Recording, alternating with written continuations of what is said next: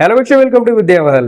This is Verma और आज के वीडियो सॉल्व करने वाले हैं NCERT basic class 10 exercise 5.1 question number 2 को 5.1 क्वेश्चन नंबर 2 को सॉल्व करते हैं। लिखा है write first four terms of the AP when the first term a and the common different d are given as the follow.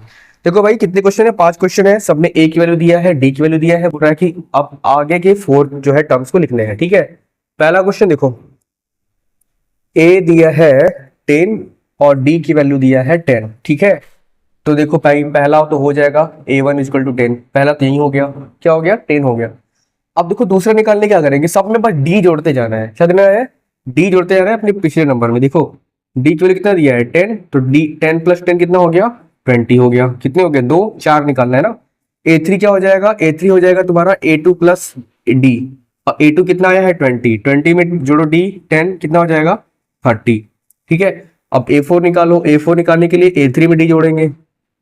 ठीक है, तो 30 आया है और 10 और जोड़ दो, कितना हो गया? 40 हो गया। तुम्हारी जो सीरीज बन गई 10, 20, 30 और 40, ये हो गया हमारा पहले का आंसर।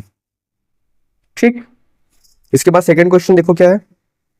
सेकंड क्वेश्चन है, a की वैल्यू दिया है -2 और d की वैल्यू दिया है कितना? 0। ठीक है, देखो भाई 0 0 जोड़ते जाओ, क्या आएगा? वही आ गया, इसका आंसर आ गया वही। क्या आ जाएगा?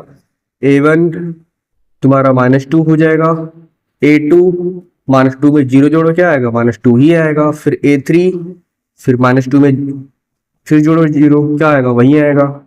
a4 भी वही आएगा, 0 जोड़ते जाओ। यानी इसका जो आंसर आया ना, क्या आया? -2 को 4 बार लिखो। ठीक है, ये हो गया इसका आंसर क्वेश्चन नंबर सेकंड का। थर्ड क्वेश्चन करो।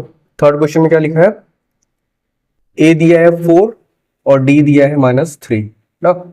-3 है ना, -3। देखो a1 तो वही हो जाएगा 4।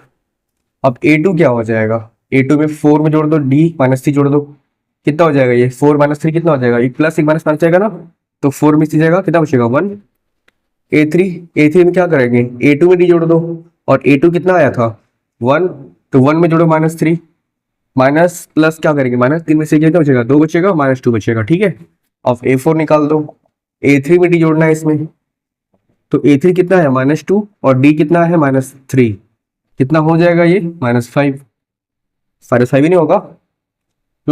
4 में से 3 गया, एक में से 3 गया। ठीक है, सही है। ये क्वेश्चन नंबर 3 हो गया। आते हैं सॉल्व करने के लिए क्वेश्चन नंबर 4 को ना।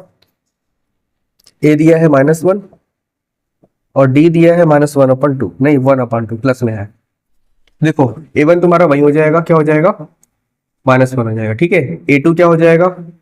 a2 में मतलब a प्लस डी होता है। ठीक है, तो -1 में जोड़ेंगे 1/2, ये कितना हो जाएगा? 2 1 जा 2, मतलब -2 हो जाएगा।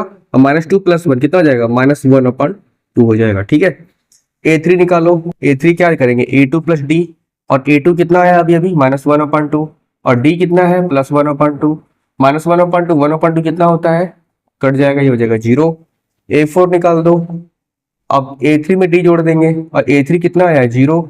0 में 1/2 जोड़ो, कितना आ जाएगा? 1/2। यानी इस क्वेश्चन का जो आंसर आया, क्या आया? पहला टर्म से -1, फिर है -1/2, फिर है 0, फिर +1/2। ठीक है, फिफ्थ क्वेश्चन इसके बाद देखो क्या है। ये a = है -1.25 और d = है -0.25।